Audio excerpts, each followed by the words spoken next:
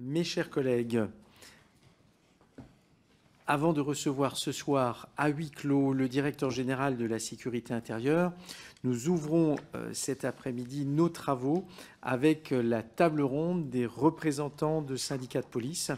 Cette table ronde est ouverte à la presse et comme vous pouvez le voir, elle est diffusée en direct sur le site de l'Assemblée nationale. Je vous souhaite, mesdames et messieurs, à tous la bienvenue et je vous remercie d'avoir répondu à l'invitation de notre commission d'enquête.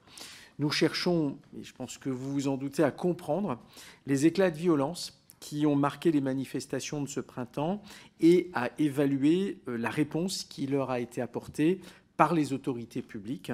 Comme vous le savez, nous avons déjà entendu votre directeur général à ce propos,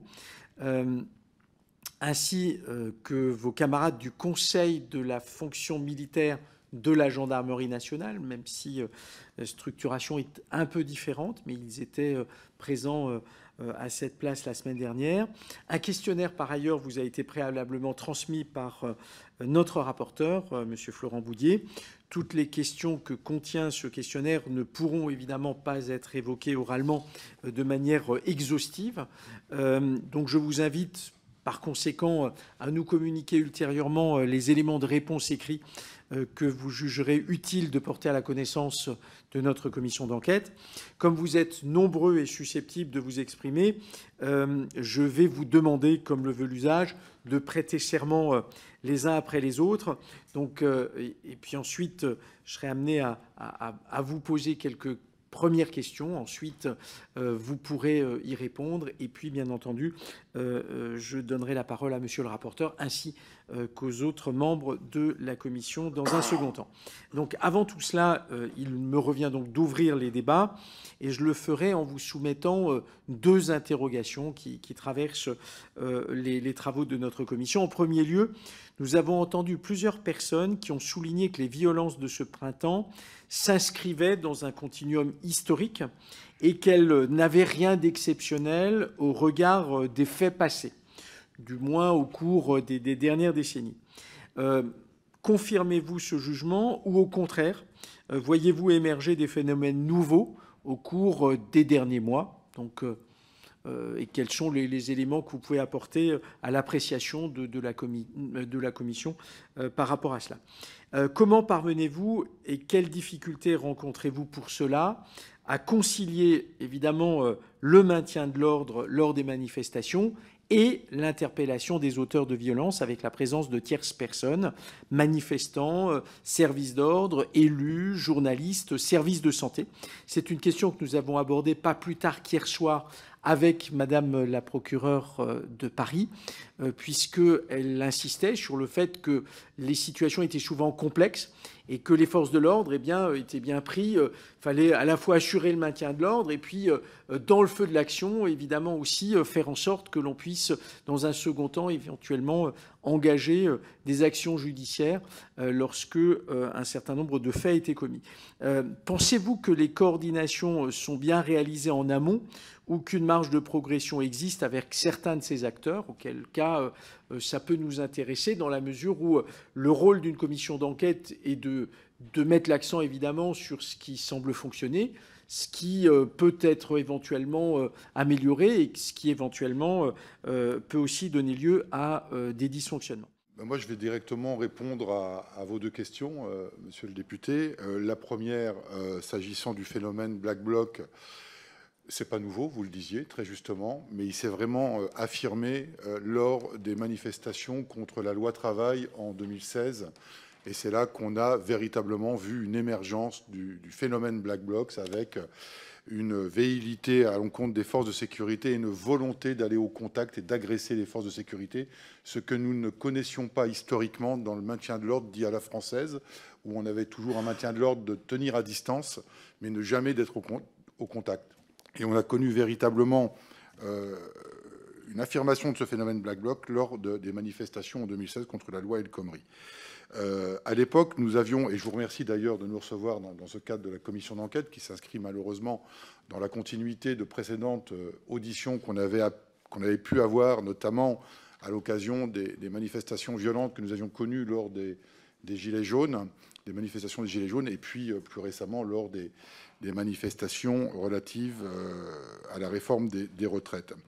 Et dès 2016, nous avions déjà préconisé de traiter en amont le problème des violences, notamment par une révision du schéma du maintien de l'ordre, ce qui a été fait très récemment.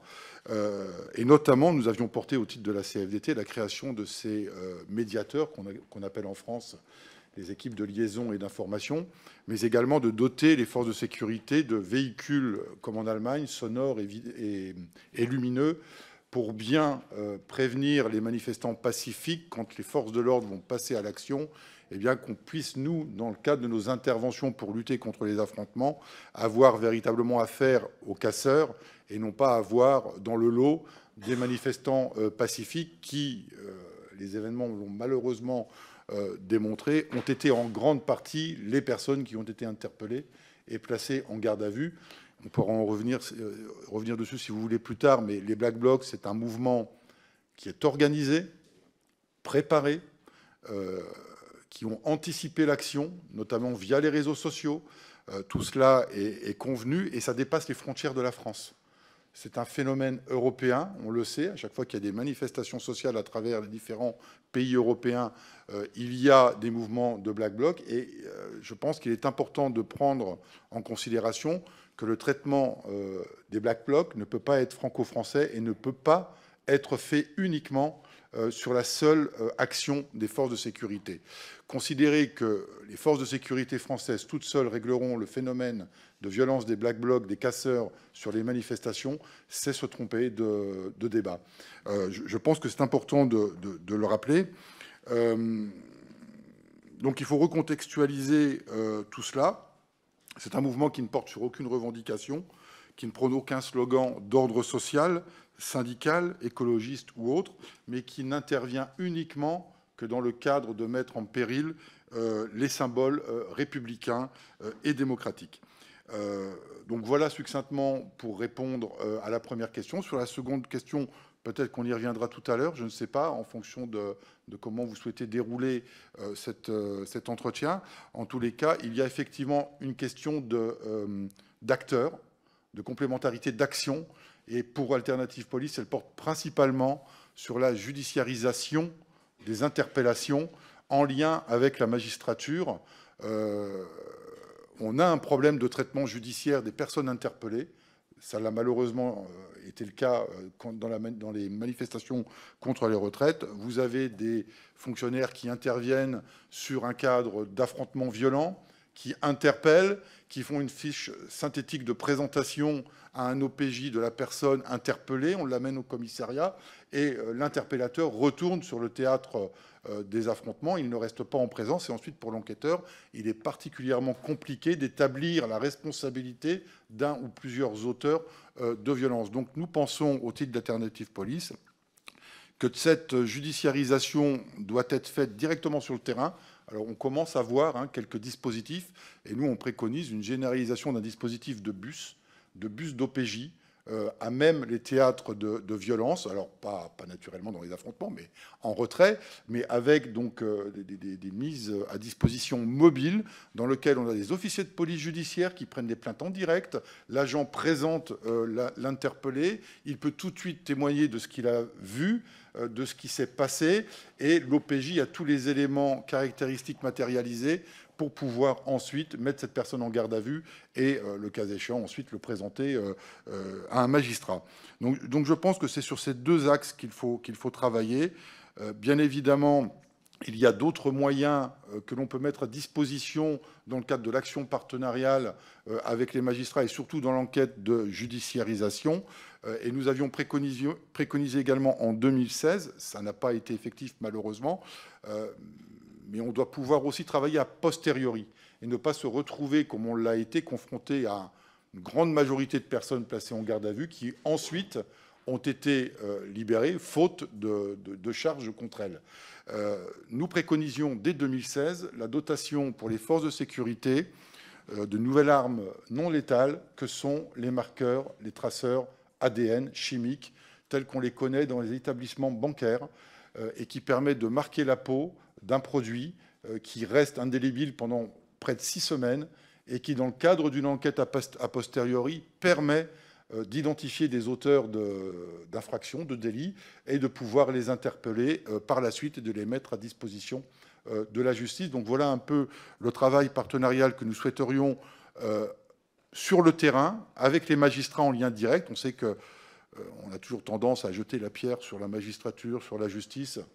Et l'on sait que la justice, comme la police nationale, a de gros problèmes de moyens, même si beaucoup d'efforts ont été faits récemment pour la police nationale. Il faut qu'il en soit de même pour la justice et que la justice puisse avoir les moyens de suivre l'action de la police. Et donc, on pense que ce travail partenarial avec la magistrature directement en temps réel sur des théâtres d'affrontement lors de manifestations face à des Black Blocs peut être une solution, notamment avec ces bus mobiles dans lesquels on pourrait mettre des OPJ. Merci. Je vais réagir un peu à tout ce que peuvent avoir dit mes collègues à l'instant. Il faut savoir qu'effectivement, les Black Blocs interviennent tous en noir. Ils arrivent comme une personne lambda dans une manifestation et au top donné, ils se mettent tous en noir. Donc c'est vrai que la matérialisation d'une infraction, surtout quand c'est en fin de manifestation, ça se produit. Donc il fait souvent, surtout en hiver, il fait nuit. Donc difficile d'identifier en temps réel qui a fait quoi. Il faut savoir quand même que dans les groupuscules de Black Bloc, vous avez en gros 40% de meneurs et le reste, ce sont des suiveurs. Parce que, mon collègue le disait, il n'y a pas de hiérarchie de leader établi dans les mouvements de Black Blocs. Donc nous pensons qu'effectivement, la caméra piéton généralisée, qui a déjà pris des proportions très importantes, qui ont été mises en place ces dernières années, est capitale, de façon à avoir le poids des images. Vous savez qu'aujourd'hui, tout est malheureusement retransmis en direct sur les réseaux sociaux et souvent pour mettre en cause l'action des forces de sécurité. Donc il faut que nous aussi, on ait la matérialisation de la preuve par l'image. Et puis, saluer aussi ce que nous demandions depuis longtemps, c'est l'usage des drones. Parce que c'est très très important d'avoir un drone qui va avoir une vue d'ensemble sur un théâtre d'affrontement, de voir comment ont agi les individus, comment ils sont partis vers les forces de sécurité, comment nous sommes intervenus et potentiellement aussi nous servir à réajuster nos modes d'action. Mais en amont, nous pensons, et je le répète, qu'il faut agir. Et pour cela, je pense qu'il sera important de légiférer pour un ciblage efficace de ces auteurs, pour une violence moins importante, ce qui permettra une participation en nombre réduit et l'absence probable de suiveurs. Vous avez un peu l'effet mimétisme avec les Black Blocs. Vous avez tout un tas de personnes qui s'agrègent à ces mouvements-là parce qu'ils portent des mouvements de mécontentement et donc ils suivent. Et donc pour éviter d'être confronté à ça, eh bien, je pense qu'il faut légiférer. Et l'efficacité de la loi sera de s'attaquer au noyau dur des Black Blocs.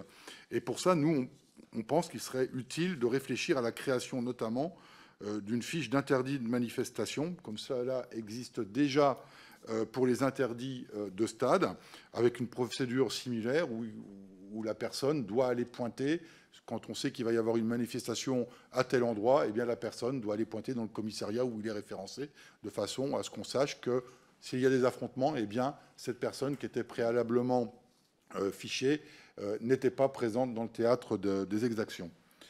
Voilà ce que je souhaitais apporter comme complément d'information. Je vous remercie.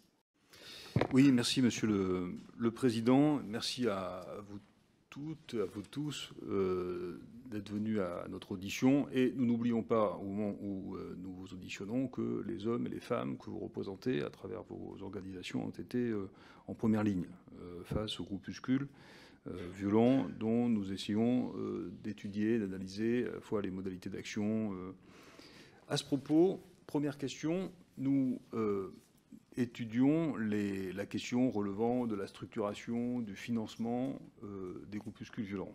Selon les premières auditions, la structuration est plutôt molle, les financements plutôt inexistants, en tout cas faibles. Est-ce que vous confirmez ce point de vue ? Question concernant le schéma national de maintien de l'ordre. Comment concilier ? On voit que c'est une des grandes difficultés, à la fois la mise à distance, qui permet d'éviter le plus possible la confrontation, sachant que les forces de l'ordre n'ont pas pour vocation de provoquer elles-mêmes. Évidemment, nous l'avons bien compris à travers nos auditions, la mise à distance et la mobilité, voire l'hypermobilité. Il y a là parfois des difficultés concrètes, opérationnelles, auxquelles vous êtes confrontés. Comment vous voyez cette articulation? Elle est forcément difficile dans des théâtres d'opération qui eux-mêmes sont compliqués par le comportement de celles et ceux qui sont en face de vous. Toujours concernant le schéma national de maintien de l'ordre, le préfet de police de Paris nous indiquait voici quelques jours que probablement que du côté de la meilleure communication ou de la meilleure information à destination des manifestants, j'allais dire des vrais manifestants, sans doute qu'il y avait des progrès à faire pour tenter, notamment, pas uniquement, mais notamment au moment de la dispersion, faire en sorte qu'il y ait des informations sur le fait que la confrontation, l'affrontement, les violences étaient en cours ou allaient se dérouler, qu'il y avait une dispersion nécessaire, qu'il fallait par conséquent mettre de côté la manifestation, j'allais dire, classique, ordinaire, légitime, pacifiste, pour pouvoir intervenir vis-à-vis des individus violents. Est-ce que vous confirmez du point de vue opérationnel cette nécessité? Quels sont les outils dont vous penseriez utile que nos forces de l'ordre puissent se doter, sachant que le préfet de police, par exemple, nous indiquait que lorsque la tentative a été faite de mettre en place des panneaux d'information, encore faut-il qu'ils résistent à des pavés, à des cocktails Molotov et donc à une brutalité particulière. Je viens de prononcer un mot, brutalité. Je me fais sinon l'avocat du diable, en tout cas celui de la contradiction, en tant que rapporteur de la commission d'enquête. Comment vous appréhendez ces notions, parfois ces expressions qui sont faites, y compris au sein de l'Assemblée nationale, de brutalisation, j'allais dire presque systémique? Vous avez évoqué la notion de violence policière. Comment vous appréhendez ces expressions qui sont parfois faites, y compris au sein même de notre institution? Elles ont été parfois nombreuses. De la même façon que comment vous répondez à celles et ceux qui indiquent, je pense à Sainte-Soline en particulier, mais pas que bien sûr, au fond, tout cela a été prévisible et donc évitable. Comment vous répondez à cette critique qui parfois a été mise? J'ai vu parfois des tribunes, y compris de chercheurs universitaires, qui disaient tout ça a été à la fois prévisible et donc évitable. Comment vous répondez à ce genre d'interrogations portées par un certain nombre de personnes? Et puis ensuite, dernière question, elle est délicate également. Je ne sais plus qui d'entre vous a évoqué le comportement d'un certain nombre de familles politiques. Je suis extrêmement prudent parce que nous sommes ici à l'Assemblée nationale et mon rôle est de mettre en cause personne. Mais est-ce que quelle ligne de partage vous faites? Je pense que c'est une question essentielle entre ce qui relève de la colère exprimée, voire de l'accompagnement d'une colère exprimée. Quand on est élu, on peut aussi se faire le porte-parole d'un certain nombre de colères. Et la ligne de démarcation avec la violence proprement dite, voire l'incitation à la violence. On voit bien que dans la période récente, c'est un vrai débat. Et qu'il y a des expressions politiques dont on se demande si elles se situent dans l'accompagnement de colère ou si elles ont déjà basculé dans la légitimation de la violence, voire jusqu'à l'incitation à la violence. Quel est votre regard sur un sujet qui est un vrai sujet de débat? Monsieur Jacob. Merci, Monsieur le Président. Alors, ça va être compliqué de répondre à toutes les questions de Monsieur le député parce que je n'ai pas forcément les informations, notamment sur le financement des groupuscules qui viennent sur les manifestations. Par contre, sur la structuration, et ça répondrait également à la question de Sainte-Soline et de la prévisibilité. Non, c'est pas prévisible.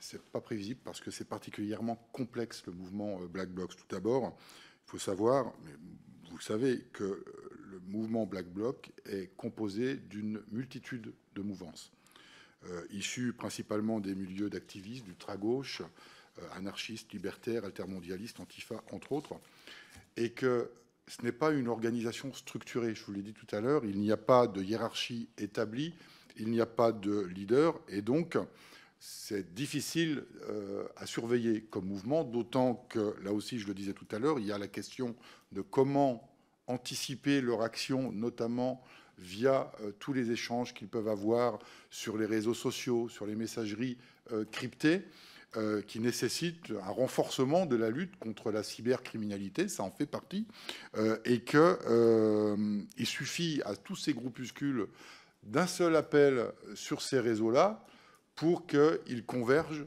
sur un point commun pour agir. Donc ça, c'est toute la difficulté de la prévisibilité du mouvement Black Bloc et de comment ils vont agir. La deuxième, c'est que sur ces mêmes réseaux, ce qui démontre que le financement n'est quand même pas un financement occulte qui serait donné par certains organismes ou associations ou collectifs et autres, c'est que les engins qu'ils utilisent, tout ce qui est engins incendiaires, mortiers d'artifice et tout ça, très souvent on découvre des armes artisanales, c'est-à-dire des armes qu'ils ont fabriquées eux-mêmes au moyen de ce qu'ils ont pu trouver là aussi sur les réseaux sociaux. Donc en fait, chacun prépare son petit truc dans son coin, puis tout le monde se rejoint, et puis après, chacun utilise les moyens qu'il a mis à sa disposition. Sur les violences policières, et là je pense qu'on sera tous unanimes, oui, la parole publique est dangereuse quand elle véhicule un message, un slogan qui vise à dire qu'il y a des violences policières. Et ça donne une certaine légitimité à ces gens-là et à ceux qui s'agrègent au mouvement des Black Blocs, c'est-à-dire la part radicale de manifestants qui expriment quelque chose par la violence. Et moi, les manifestants ne vont pas de la colère à la violence. Ça, c'est pas vrai. Il y a les manifestants qui expriment une colère pacifiste, et puis il y a les casseurs qui viennent pour la violence.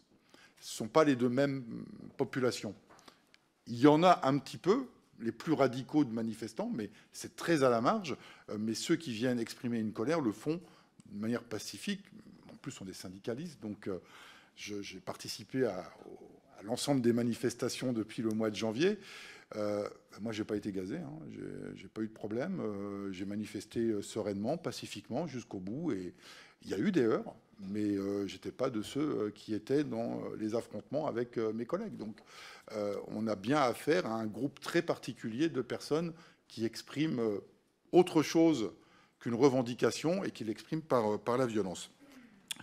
Donc, sur la violence policière, oui, je dénonce avec force malheureusement les propos de certaines personnalités publiques, politiques, qui véhiculent ce message de violence policière et de rappeler la loi. La police utilise, dans le cadre d'un rétablissement des troubles à l'ordre public, une violence légitime.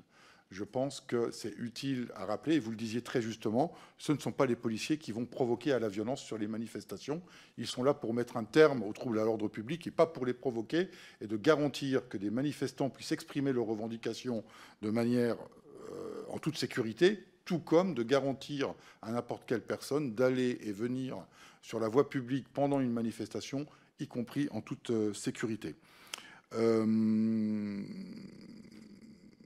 Sur le maintien de l'ordre, notamment en fin de manifestation, et votre question de confirmer s'il y a un besoin d'information, de communication renforcée pour les manifestations, j'ai répondu tout à l'heure, oui, il est nécessaire de renforcer cette information et cette communication à destination des manifestants pacifistes pour éviter qu'ils se trouvent à nouveau confrontés sur à des théâtres de violence. Je rejoins également mon collègue par rapport à l'expérience de terrain. Malheureusement, ce n'est pas propre au maintien de l'ordre, et ce n'est pas faute de le dire là où il faut le dire, dans nos instances, c'est qu'on souffre dans la police nationale d'un problème de retour d'expérience. C'est-à-dire qu'on ne prend pas assez en compte l'expérience de terrain des policiers. On nous fixe des objectifs, et on est là pour les conduire, bien évidemment. Mais quand on est confronté à un problème sur le terrain, on devrait nous écouter en disant, voilà, OK, on a des objectifs, il faut qu'on les conduise, mais attention, sur le terrain, ce que vous nous demandez de faire, eh bien, on ne peut pas le faire dans telle condition. Et ça, malheureusement, on manque de ce qu'on appelle chez nous d'un rétex régulier, sur quelle que soit la mission, d'ailleurs, et notamment des réunions de briefing. Alors ça, il y en a, mais des réunions de débriefing surtout, pour avoir le retour des professionnels de terrain que nous sommes, de façon à ce qu'on puisse adapter l'action de la police, et notamment en maintien de l'ordre. Simplement un point sur lequel je voudrais revenir. Vous avez fait ce distinguo très pertinent entre manifestation autorisée, donc déclarée, autorisée, et par ailleurs manifestation interdite. Question sans doute très naïve de ma part, mais je pense que c'est important quand même d'avoir votre regard là-dessus. Est-il possible d'empêcher des manifestations interdites? Ou est-ce que on est face à des difficultés énormes, puisque vous y faisiez référence, si vous regardez, Sainte-Soline était interdite. La dernière manifestation que nous avons, hélas, connue, pas plus tard que samedi dernier, celle-ci aussi, en Maurienne, était interdite. Pourtant, elles ont eu lieu, c'est-à-dire qu'il y a eu à la fois des manifestants, pour un certain nombre pacifiques, et puis, hélas, une nouvelle fois, une montée de violence de la part d'éléments extrêmement radicalisés. Sur la doctrine du contact dont vous parliez, il faut quand même rappeler que le nouveau schéma de maintien de l'ordre n'a pas retiré le principe du maintien de l'ordre de distance, de garder la distance. Il allie les deux. Et mon collègue Jean-Paul le disait très justement. On s'adapte à la situation à laquelle on est confronté sur le terrain. Et je rappellerai que ce qui distingue d'une manifestation déclarée, d'une manifestation non déclarée ou d'un mouvement spontané, c'est qu'une manifestation déclarée, et vous le savez, est préparée. Elle est préparée en amont, avec les forces de sécurité, avec les services d'ordre des organisations syndicales, et que les services d'ordre des organisations syndicales, pendant la manifestation, sont en contact direct radio avec les forces de sécurité. Alors c'est beaucoup plus facile, c'est sûr, pour nous, de gérer dans de meilleures conditions un maintien de l'ordre sur une manifestation déclarée que sur une manifestation qui ne l'est pas. Surtout quand on ne sait pas vraiment comment ça va se dérouler, qui va venir. Et là, on n'en a pas parlé, notamment sur les manifestations interdites, mais il y a tout le travail du renseignement territorial qui est là pour nous indiquer potentiellement qui va venir, quels risques on encourt et comment on doit organiser le maintien de l'ordre, puisque en général sur les manifestations interdites, eh bien on fait un peu au jugé le nombre de forces de sécurité qu'on doit mobiliser, mais sans jamais vraiment savoir à quoi on va être confronté.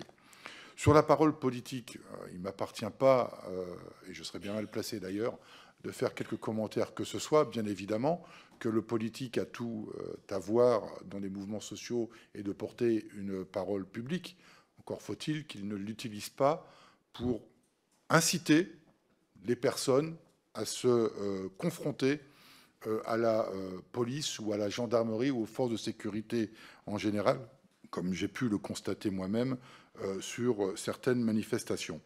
Donc, bien évidemment que le politique a... C'est le propre de notre démocratie. Et il n'est pas question, en tant que fonctionnaire de police républicain, de remettre un seul instant en cause la participation de nos élus sur des mouvements sociaux et de porter une parole politique. Mais je pense qu'il y a certaines limites à ne pas dépasser dans les propos qui, je le disais tout à l'heure, attisent une légitimité à se confronter aux forces de sécurité. Monsieur le Président, sur les violences de plus en plus fortes qu'on aurait en France, on a eu, il y a quelques années, des manifestations en Angleterre. Écoutez, entre utiliser des grenades lacrymogènes en France et me faire charger par des policiers à cheval avec des grands bâtons et à fracasser les jambes des manifestants comme on a pu le connaître en Angleterre, je pense qu'on ne peut pas considérer que la police sur le maintien de l'ordre est la plus violente en Europe. En tous les cas, je ne le pense pas. Qu'on essaye de trouver des moyens alternatifs pour maîtriser des théâtres de violence sur des manifestations qui peut éviter des dommages collatéraux, bien évidemment. Je le disais aussi tout à l'heure, on n'est pas là pour venir fracasser les manifestants. Et je rappelle là aussi que, historiquement, le maintien de l'ordre à la française, c'est de privilégier les dommages mobiliers aux dommages humains. Et c'est ce qui fait que le maintien de l'ordre français a été, depuis toujours, reconnu comme un des meilleurs maintiens de l'ordre dans le monde. Donc je tenais à le préciser. Écoutez, je crois avoir fait le tour. Sur les consignes, non, il n'y a pas de consigne particulière. Mon collègue l'a très bien dit tout à l'heure sur les différentes manifestations contre la réforme des retraites. On nous a demandé de faire preuve de la plus grande résilience dans la gestion des maintiens de l'ordre.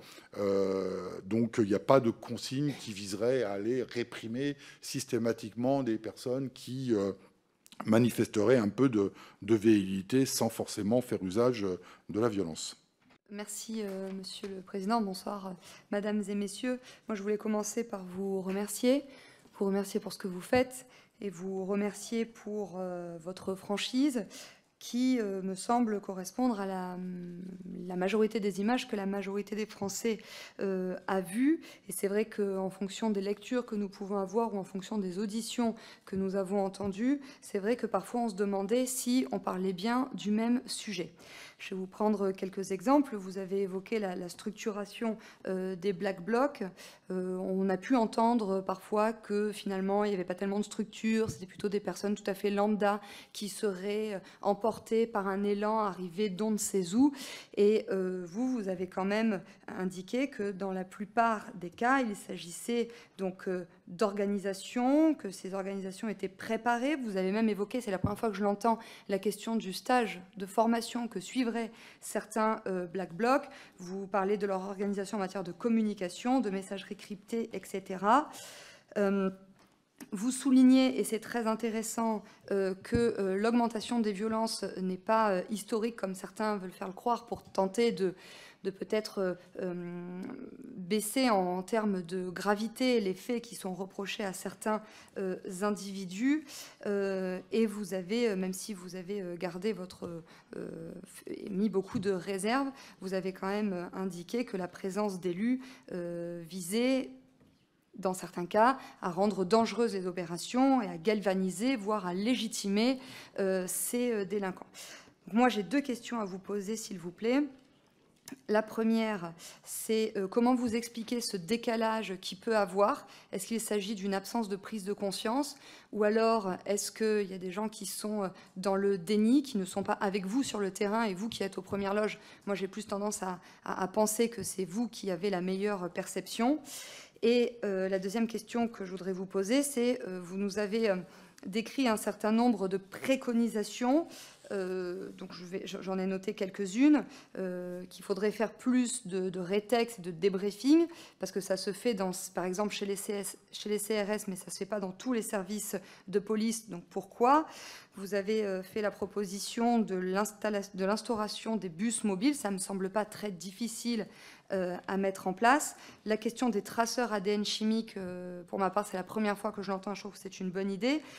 La mise en place de caméras de piétons généralisées, ça se fait. Alors pourquoi ça ne se fait pas partout? Là, c'est pareil, ça ne m'apparaît pas être une montagne technologique à surmonter.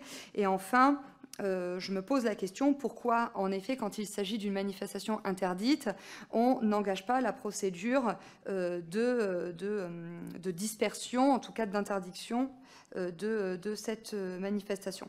Donc, ce sont des questions assez nombreuses, mais c'est vrai que je pense que ça serait important que vous puissiez les éclaircir, parce que je vous garantis que dans l'opinion, ou dans certains, je vous dis, certains intervenants qu'on a entendus, ou dans certaines lectures que l'on peut faire, les choses qui semblent évidentes que vous avez décrites ne sont pas évidentes pour tout le monde. Je vous remercie.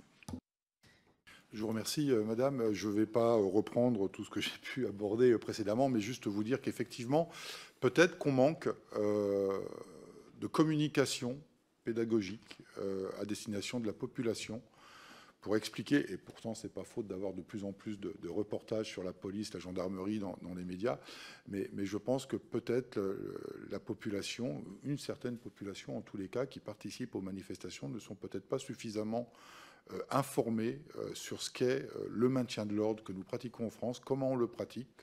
On a des spécialistes des CRS, ils l'ont dit tout à l'heure, ils font régulièrement des stages. J'ai pratiqué le maintien de l'ordre en début de carrière et je peux vous dire qu'on est les premiers concernés à expérimenter le gaz lacrymogène en formation pour savoir l'effet que ça fait quand on est sur... donc on sait ce que ça fait, hein. C'est pas anodin utiliser du gaz lacrymogène, mais on sait pertinemment puisqu'on est formé dans ce cadre-là. Et je pense qu'effectivement, il y a peut-être un défaut de pédagogie, de communication à destination de la population sur comment on fait du maintien de l'ordre en France, alors sans bien évidemment révéler les différentes pratiques que l'on peut avoir pour canaliser des théâtres d'affrontement, mais en tous les cas, peut-être faire un peu plus de de diffusion de pédagogie, d'expérience que l'on peut avoir sur les manifestations. Sur le reste du matériel, vous avez synthétisé mon intervention de tout à l'heure. Je pense que c'est des sujets qui sont de toute façon déjà portés au ministère de l'Intérieur. Certaines d'entre elles sont déjà étudiées. Peut-être que je me trompe, mais il me semble que des expériences ont même été conduites en MO, en maintien de l'ordre, à confirmer. Mais en tous les cas, voilà, ce sont des propositions qu'on aimerait bien voir concrétisées rapidement. On a eu, je le disais, la loi El Khomri en 2016. On a eu la période des Gilets jaunes pendant 18 mois. On a eu 6 mois de manifestations contre les retraites. Il n'est pas du tout impossible que nous ayons dans les mois à venir de nouveaux mouvements sociaux. Et j'espère que non, pour mes collègues déjà, parce qu'ils sont mis à contribution depuis maintenant beaucoup d'années sur différentes missions. Et c'est vrai que l'apaisement serait quand même bien, mais on est aussi syndicaliste.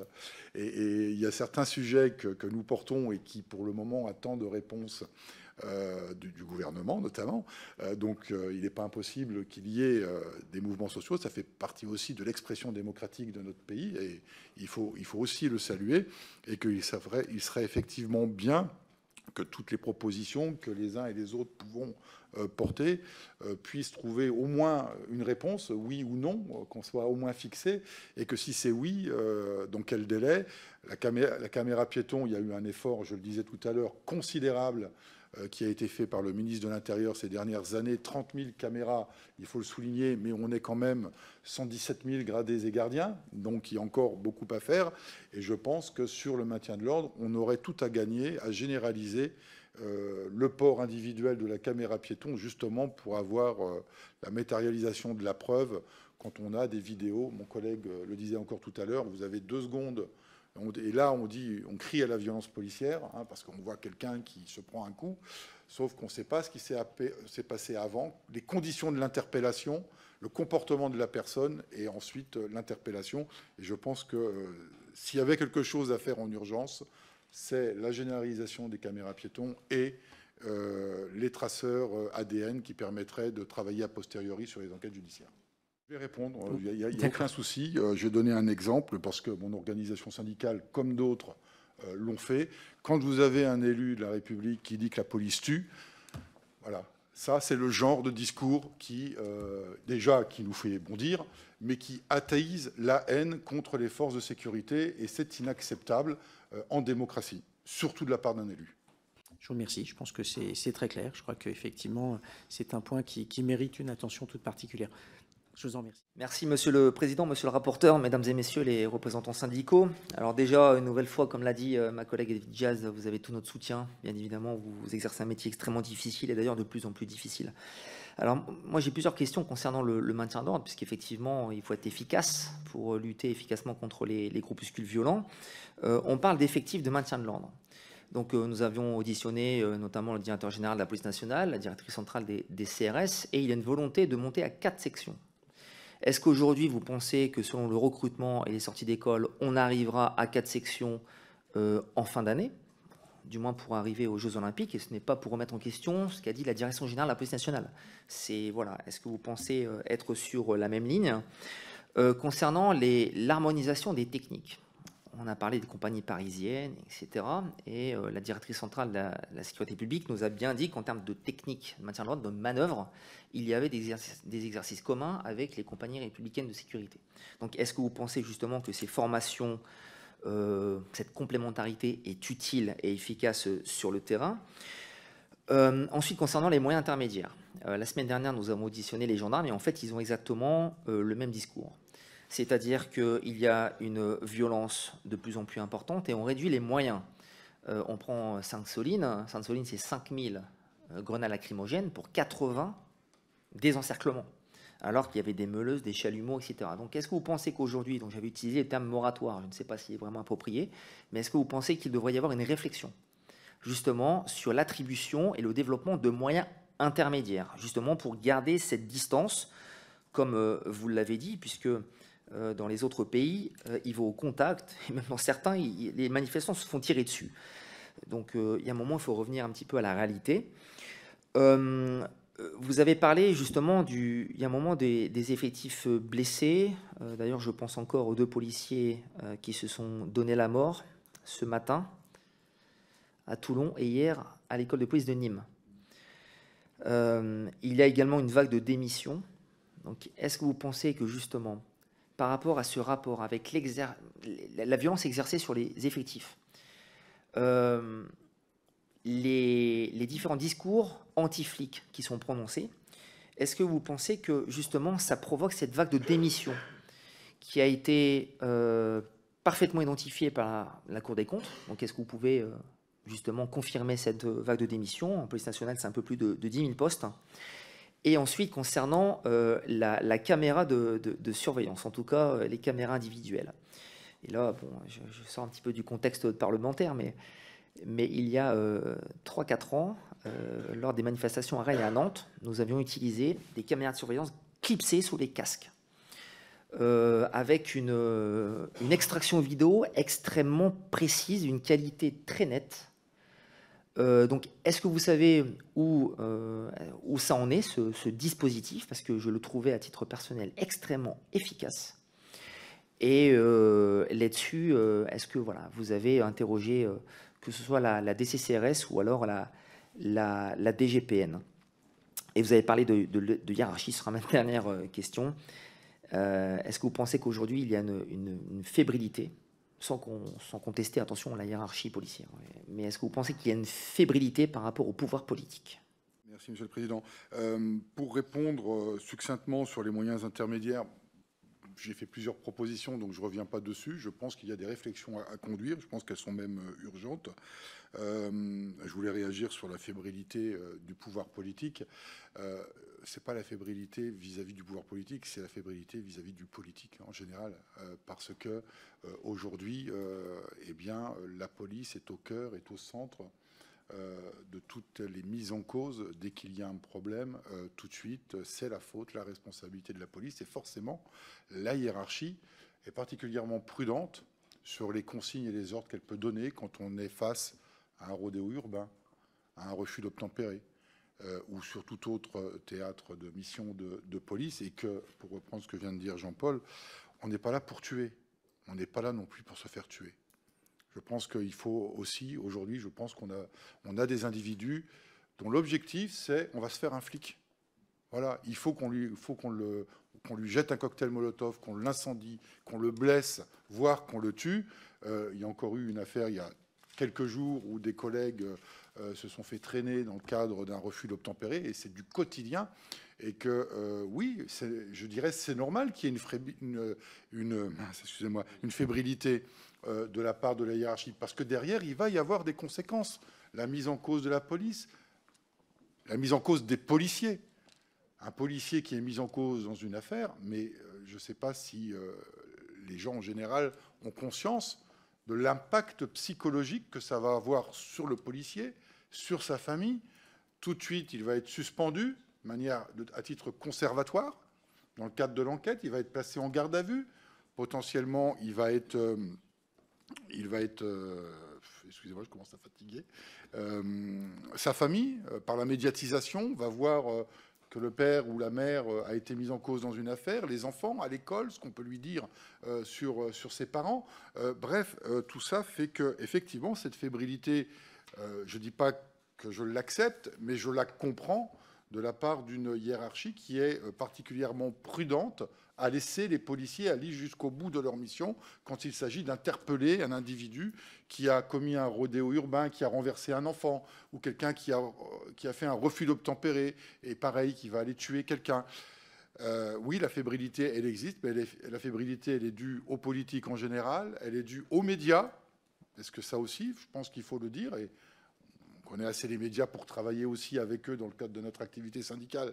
Mais malheureusement, on va un peu vite en besogne quand il s'agit de parler d'une affaire de police. Et trop vite, on les met sur la place publique comme étant des auteurs de délits ou de crimes. Et puis, avec le recul de l'enquête, j'ai en mémoire une affaire qui a défrayé la chronique, c'est l'affaire Théo, où on a eu à peine 1 minute de vidéo qui a été diffusée où on a accusé les policiers d'un viol avec une menace d'assises. Et il a fallu attendre plusieurs mois pour se rendre compte que la vidéo ne faisait pas 1 minute, mais 11 minutes.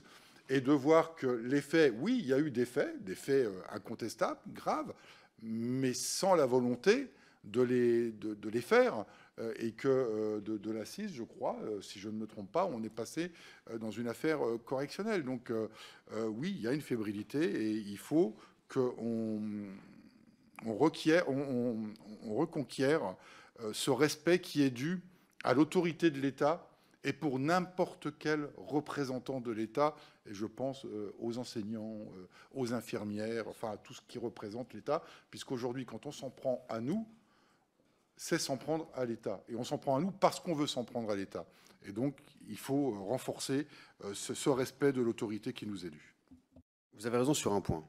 Quand on vous attaque, quand on attaque un représentant de l'État, on attaque l'ensemble du système républicain, ce qu'on veut faire tomber le gouvernement. D'ailleurs, certains partis politiques l'assument pleinement pour changer de système et faire tomber la République. Et justement, c'est aussi la base de ma question, parce que vous avez apporté une réponse tout à l'heure suite à l'interpellation de Monsieur le Président. Mais dans les manifestations, on l'a vu à plusieurs reprises, sur les réseaux sociaux, ou même sur les images des propres parlementaires parfois, et même des médias, des membres représentant l'Assemblée nationale, des partis politiques, des élus de territoire, prendre des positions, être présents dans des manifestations qui étaient interdites, alors que logiquement, elles devraient montrer l'exemple et être garants des règles et des lois de la République. Est-ce qu'on vous a remonté des noms de personnes qui ont été au contact dans ces manifestations qui étaient des élus? On est en commission d'enquête, notre rôle c'est de la vérité, rien que la vérité, toujours la vérité. Donc l'idée c'est quand même qu'on puisse faire en sorte de démontrer s'il y a accointance ou pas de certains partis politiques, parce qu'on parle depuis tout à l'heure de certaines dérives des règles républicaines, est-ce qu'il y a accointance ou pas de certaines associations, de certains partis politiques, de certains syndicats. On ne jette pas tout le monde dans le même sac, c'est pas notre responsabilité non plus. Notre responsabilité, c'est de démontrer qu'il y a des individualités qui fonctionnent de cette façon et qui, justement, jettent de l'huile sur le feu en permanence pour pousser des personnes à vous incendier, à vous jeter des pavés, à vous cracher dessus, à vous insulter en permanence. Et on l'a vu avec les Gilets jaunes à plusieurs reprises, d'ailleurs, où on préférait défendre, j'allais dire, celui qui agressait l'agent de police ou le gendarme plutôt que de soutenir l'agent de police ou le gendarme. On avait eu cet échange à l'époque avec Jean-Michel Fauvergue, j'en parle volontairement, parce qu'il y a eu une commission d'enquête.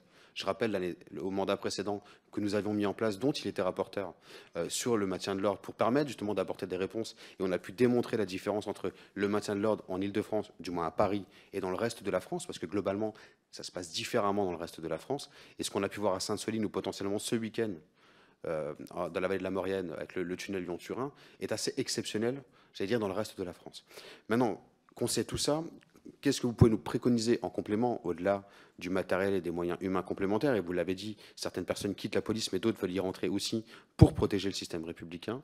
Comment pourrions-nous accompagner justement cette transition? Et je repose ma question volontairement. Est-ce que vous auriez des personnes que vous avez vues, ou des noms qui ont été remontés, de personnes qui étaient présentes dans des manifestations et qui ont eu des comportements qui peuvent être répréhensibles aux yeux de la loi, pas simplement la présence d'une manifestation interdite, mais pour le reste? Jacob, je vous en prie. Oui, je vais répondre très rapidement. Non, on n'a pas très honnêtement, aucune remontée de personnalité très ciblée. C'est plutôt le propos global et général que l'on peut avoir sur différents sujets dans lesquels il y a une action de police qui est condamnable et pour lequel on connaît tous les slogans, parce que c'est des slogans qui sont utilisés. J'ai dit tout à l'heure, la police tue. On a eu aussi pendant une période dans les manifestations, suicidez-vous. On l'a entendu des centaines et des centaines de fois. Mais de dire que telle ou telle personnalité publique a pris la responsabilité de le faire de manière très ouverte, non. Je pense qu'on a quand même affaire à des gens suffisamment intelligents pour ne pas prendre ce risque et d'avoir un propos beaucoup plus généraliste et global que de se mettre en avant et de participer à la vindicte populaire.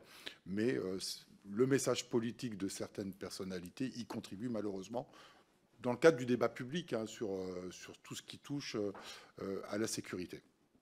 Monsieur Jacob. Au risque d'être redondant, oui, les policiers sont des policiers républicains. Ils ne sont pas au service d'un pouvoir, ils sont au service de l'État. Alors, je vais passer peut-être pour un vieux policier, mais j'en ai vu des ministres de l'Intérieur depuis 1988, de toute alternance politique que ce soit. je ne pense pas que j'ai changé ma façon d'être policier sur le terrain.